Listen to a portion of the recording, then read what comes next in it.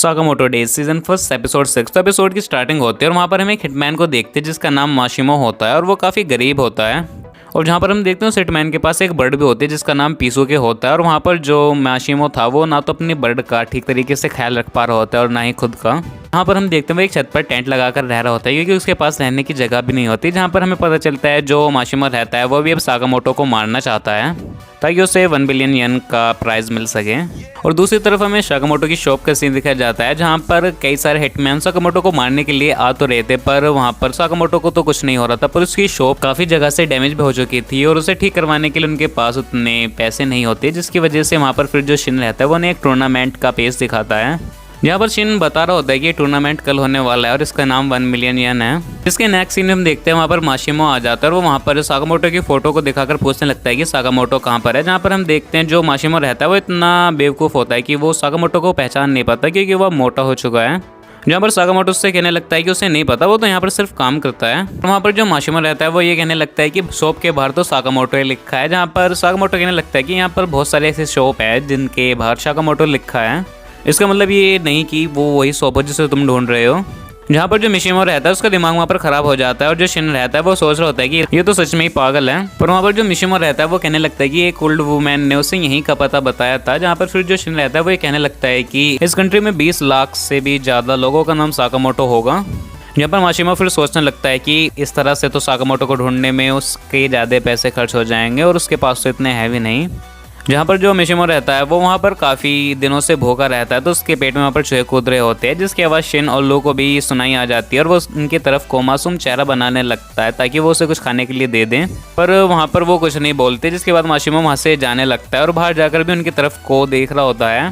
तो फिर उसे देखकर वो वहाँ पर उसे कुछ मीट बंस दे देते हैं खाने के लिए। जिसके बाद हम रात को माशिमो को देखते हैं जो कि अपने टेंट को ठीक कर रहा होता है जो कि काफ़ी जगह से फट चुका होता है। जहाँ पर एक फ्लैशबैक देखते हैं जहाँ पर दिखाया जाता है जो माशिमो था उसके दोस्त उससे कहते थे कि वो एक हिटमैन बनने के लायक नहीं है और वहाँ पर माशिमो को उसकी कंपनी से भी निकाल दिया गया था हिटमैन वाली।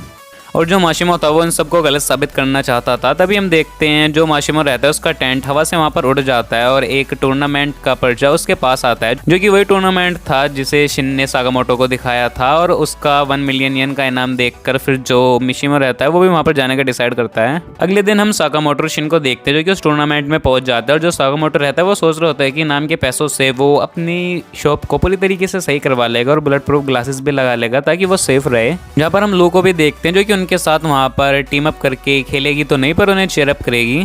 जहाँ पर हम फिर देखते हैं माशिमो भी वहाँ पर आ जाता है पर उसे एंट्री नहीं मिलती क्योंकि एंट्री के लिए उसे कम से कम 2 या 5 लोगों की टीम चाहिए।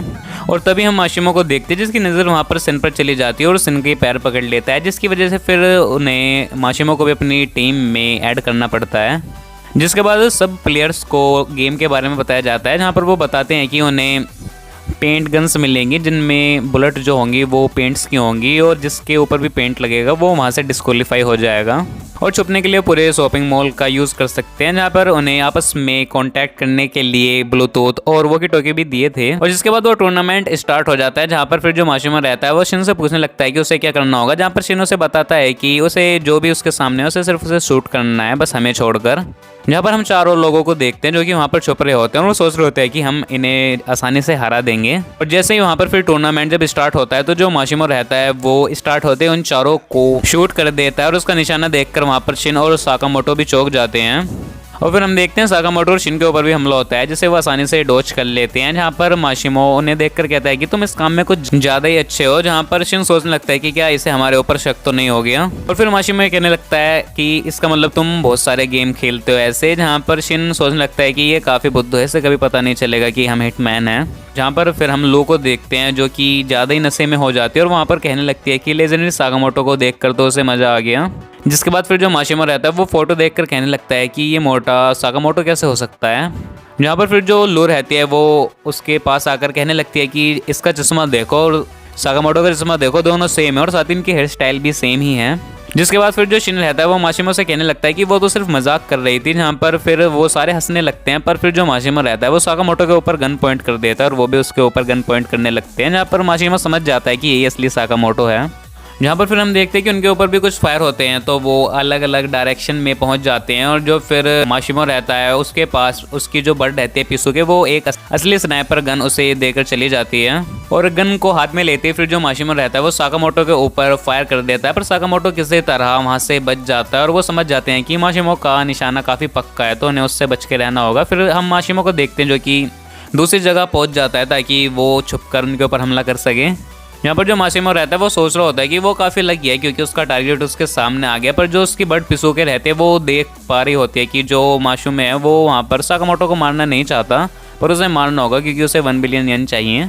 यहाँ पर हम साकामोटो और शिन को देखते जो कि छुपे हुए होते हैं, और वो वहाँ पर सोच रहे होते हैं कि उन्हें छुप कर ही रहना होगा क्योंकि उन्हें पता नहीं मिशिमो किस तरफ से उनके ऊपर हमला कर दे। पर जो उसकी बर्ड पिसुके रहती है वो साकामोटो की लोकेशन उसे बता रही होती है, जिसकी वजह से वो साकामोटो के ऊपर वहाँ पर हमला कर रहा होता है। यहाँ पर हम देखते हैं जो साकामोटो के पास बुलेट आती है वो एक मिरर से रिफ्लेक्ट होकर आती है, और जो माशिमो रहता है वो दोबारा नहीं समझ पाता कि साकामोटो उसकी बुलेट से कैसे बच गया।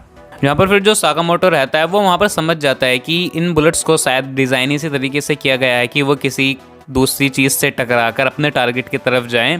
जहाँ पर फिर जो माशिमो रहता है वो ब्लूटूथ की मदद से बताने लगता है कि हाँ उसने सही कहा, वो कम से कम 3 चीज़ों से टकराकर अपने टारगेट की तरफ जा सकती हैं, और ताकि किसी को पता ना लगे कि इन बुलेट्स को कोई चला कहाँ से रहा है। और फिर जो शिन रहता है वो वहाँ पर माशिमो से ब्लूटूथ हेडफोन्स की हेल्प से कहने लगता है कि तुम तो हमारे दोस्त है, अब तुम हमें मारना चाहते हो। जहाँ पर वो वहाँ पर कहने लगता है कि हम सभी हिट्समैन हैं और उसकी बुलेट के लिए कोई भी उसका फ्रेंड नहीं है।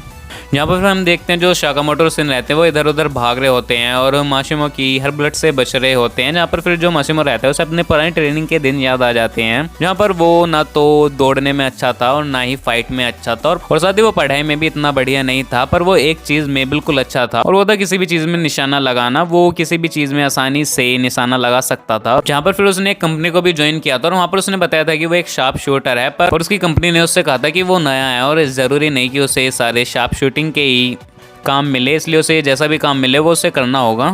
और वहाँ पर फिर माशिमो को स्टार्टिंग में ऐसे काम मिलने लगे जिसमें उसे फाइट करनी थी, पर वो वहाँ पर अच्छे से नहीं कर पाया, जिसकी वजह से उसे कंपनी से निकाल दिया गया।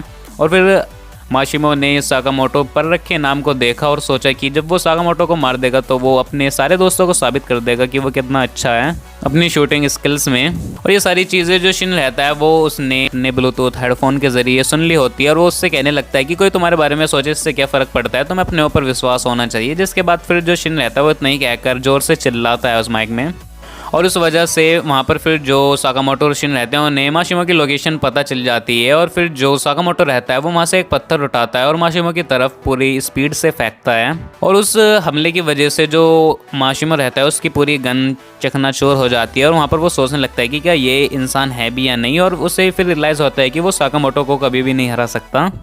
यहाँ पर फिर हम देखते हैं टूर्नामेंट खत्म हो जाता है और वहाँ पर साकामोटो की टीम जीत जाती है, और वहाँ पर फिर माशिमो को देखते हैं हम जो कि रोने लगता है और कहने लगता है कि वो किसी काम का नहीं है। पर साकामोटो उससे आकर कहता है कि उससे अच्छे स्नैपर उसने अपनी लाइफ में नहीं देखा। जहाँ पर इसे सुनकर माशिमो इमोशनल हो जाता है, जिसके बाद फिर वो तीनों वहाँ से जाने लगते हैं। पर फिर जो शिन रहता है वो रुककर उसे इनाम के पैसे देता है जो कि 50 पैसे होते हैं, और इस इनाम को देते हुए कहने लगता है कि माशिमो ने अपनी बुलेट से टाउन का कुछ ज़्यादा नुकसान कर दिया था, तो वो सारे पैसे उस टाउन की मरम्मत में चले गए। जहाँ पर उन्हें वहाँ पर पैसे तो नहीं मिलते पर एक ट्रॉफी मिलती है, जिसे देखकर एओई वहाँ पर खुश होती है और साथ ही कहती है कि अच्छा है तुम्हें कुछ नहीं हुआ।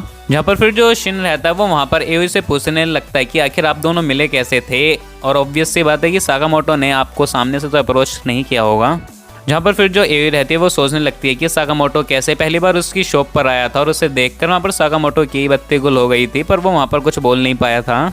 जहाँ पर जो एओई थी उसने वहाँ पर कुछ खून के निशान साकामोटो के कपड़ों पे देख लिए थे, जिसे देखकर वो वहाँ से भाग जाती है। और फिर जो साकामोटो रहता है वो निराश हो जाता है और वहाँ से जाने लगता है, पर वहाँ पर जो एओई रहती है उसे रोकते हुए वहाँ पर एक बैंडेज देती है, जिसे देखकर जो साकामोटो रहता है वो थोड़ा और वहाँ पर शौक फील करने लगता है। जहाँ पर हमें प्रेजेंट का सीन दिखाया जाता है और जो एओई रहती है वो कहने लगती है कि साकामोटो तो काफ़ी शाई था, और फिर वहाँ पर जो साकामोटो रहता है वो शिन को मारने की धमकी देने लगता है, और साथ ही उससे कहता है कि खबरदार अगर आगे से तुमने एओई का माइंड पढ़ा तो। जहाँ पर शिन फिर मान जाता है, और इस सीन के साथ इस एपिसोड का यहाँ पर एंड हो जाता है। तो आई होप आपको इस एपिसोड की एक्सप्लेनेशन पसंद आई हो, और हाँ अगर आपको इसके पिछले एपिसोड्स की एक्सप्लेनेशन देखनी हो तो इनकी लिंक मैंने इस वीडियो की डिस्क्रिप्शन में दे दिया, आप उन्हें भी कंप्लीट देख सकते हैं। तो इस वीडियो में इतना ही, मैं मिलूँ आपको नई वीडियो में नई फिर नई वेब सीरीज की एक्सप्लेनेशन के साथ। तब तक के लिए गुड बाय।